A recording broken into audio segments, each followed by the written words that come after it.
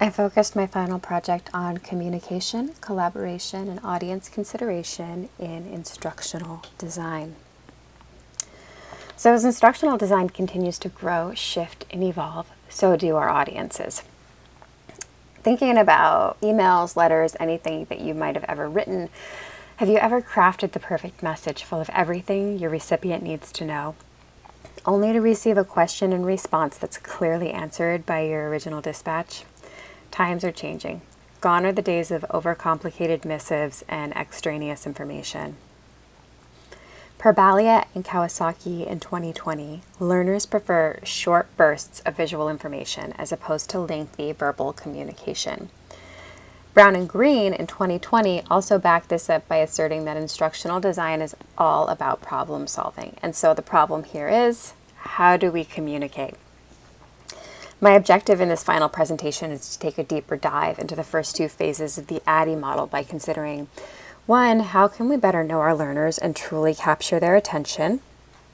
2, how communication methods within ID can serve specific learners? And finally, how collaboration can achieve the desired outcome of great instructional design. According to Carr in 2018, almost 3/4 or 72.6% of the world's internet-using population will access the internet via mobile device only by the year 2025. The average person scrolls over the length of the Statue of Liberty per day.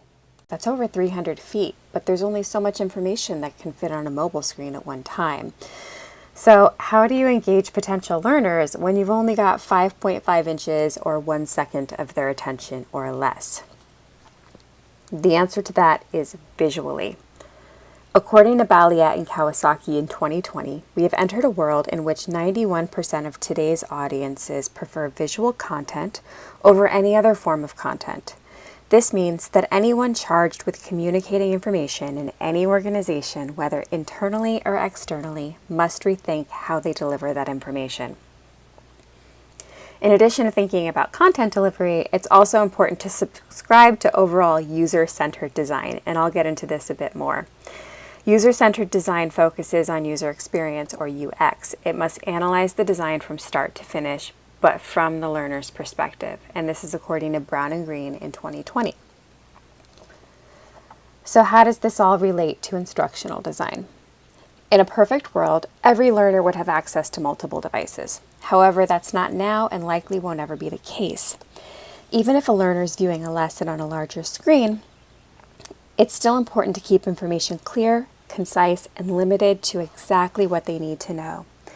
Clark and Mayer sum this up in the redundancy principle through the lens of the cognitive theory of multimedia. When pitted against its cousins, the learning styles and information acquisition theories, the cognitive theory pares down redundant information. Redundancy could be anything written, but is also narrated, or anything depicted, but also has a written description and/or narration. Extra information causes extraneous cognitive load and may cause the learner to become distracted, lose interest, or simply miss out on something important.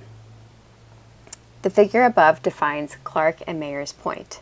Printed words and pictures are processed visually, and narration is processed orally. However, contrary to Clark and Mayer, Ray and Buchwald suggest that use of the redundancy principle must also consider the audience, and this is in line with user-centered design.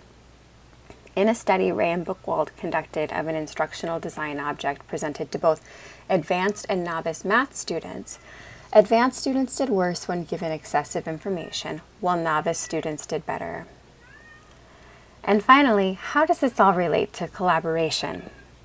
The short answer is that a shared vision equates to great output. Good instructional design that considers every angle of an educational experience rarely happens in a vacuum.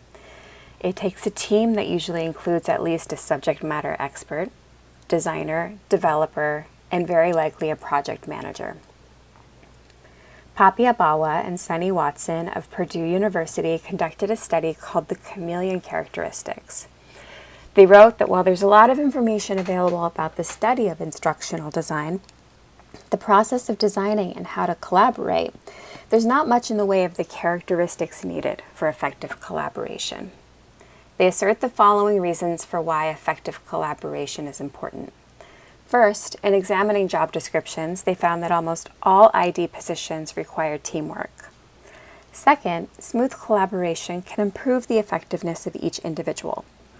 For instance, SME and project managers become better at thinking through a design lens, and designer becomes more well-versed in subject matter. SMEs and designers become better at project management, and so on and so forth.